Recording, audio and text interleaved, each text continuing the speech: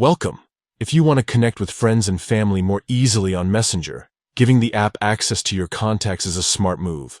This lets Messenger find people you know who are already using the app, making it simple to start new chats or sync your address book. Today, I'll walk you through the updated steps to allow contacts access on Messenger, so you can get started in just a couple of minutes.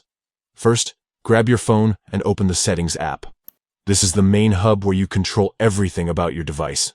Once you're in Settings, scroll down until you see either Apps or App Management, depending on your phone model.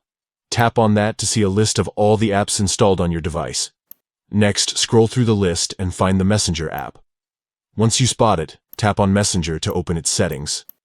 Here, you'll see several options, but what you're looking for is Permissions. Tap on Permissions to see what Messenger can currently access on your phone. Now, in the Permissions menu, look for Contacts. This is the setting that controls whether Messenger can access your phone's address book. Tap on Contacts, and you'll be given a choice. Select Allow to grant Messenger access to your contacts. And that's it. You've now enabled Contacts access for Messenger. This means Messenger can sync with your phone's address book, making it easier to find friends and start conversations.